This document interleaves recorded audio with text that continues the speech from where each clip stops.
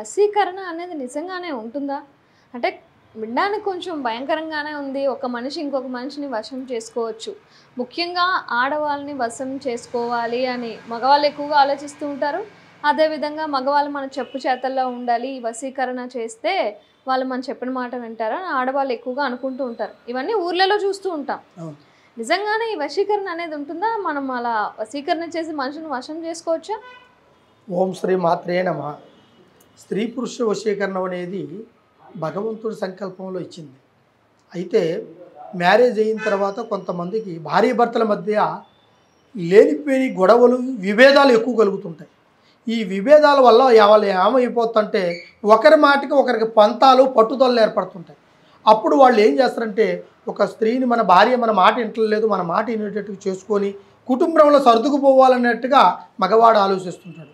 అదేవిధంగా స్త్రీ కూడా పురుషుడు మన మాట వింటలేదు, చెప్పుడు మాటలు వింటుండు, చెడు తిరుగులు తిరుగుతున్నాడు, వీడిని ఎదుగుని మన దారికి తెచ్చుకోవాలి, మన దారిలో నిలబెట్టుకోవాలనుకునే వాళ్ళు కూడా కొంతమంది స్త్రీలు దాని ప్రకారం ఆలోచిస్తుంటారు.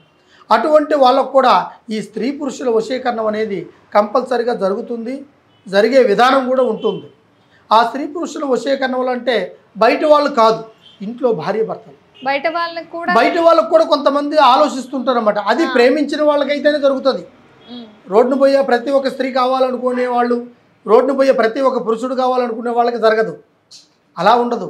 స్త్రీ పురుషులు అనేది ప్రేమించుకున్న వాళ్ళకి కానీ పెళ్లి చేసుకున్న వాళ్ళకి కానీ ఆ వశీకరణం కంపల్సరిగా ఉంటుంది.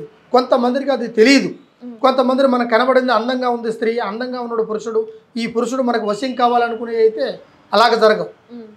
ప్రేమించుకున్న వాళ్ళకి కానీ లేకుంటే ఇష్టపడి వాళ్ళు విడిపోయిన వాళ్ళకి కానీ మళ్ళీ కలవాలనుకునే వాళ్ళకి కానీ పెళ్ళైన వాళ్ళకి కానీ లేకుంటే వాళ్ళ మాటలు వినకుండా పోయిన వాళ్ళకి కానీ కంపల్సరిగా స్త్రీ పురుషుల వశీకరణం అనేది కంపల్సరిగా జరుగుతుంది, ఉంది కూడా.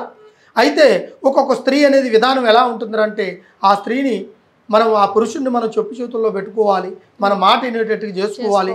అత్తగారి మాటలు తల్లిగారి మాటలు వినకూడదు, మన మాటే వినాలనుకునే వాళ్ళకు కూడా కొన్ని అవకాశాలు, కొన్ని మనకు దారి దొరుకుతుంది.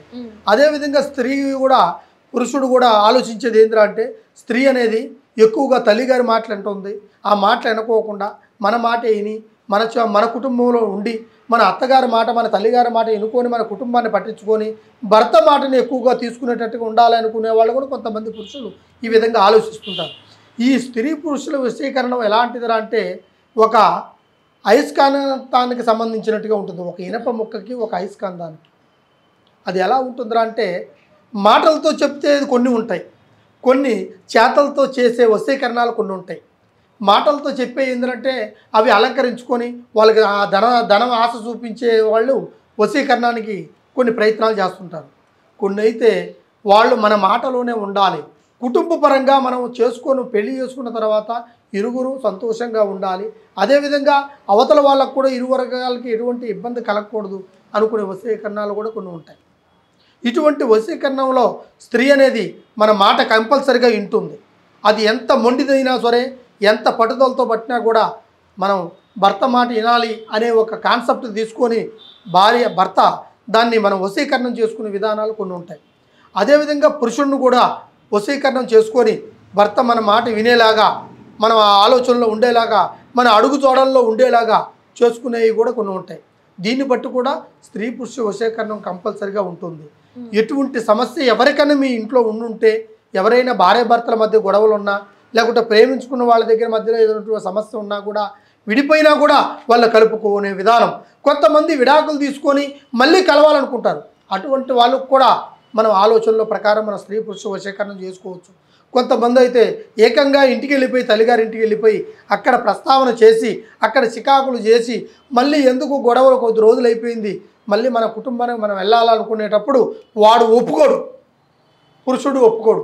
అలాంటి వాడిని కూడా ఒప్పుకునేలాగా మనం చేయొచ్చు. అదేవిధంగా స్త్రీ మనం ఒప్పుకునేలాగా, స్త్రీ వచ్చేలాగా కూడా మనం వశీకరణాన్ని చేసుకోవచ్చు.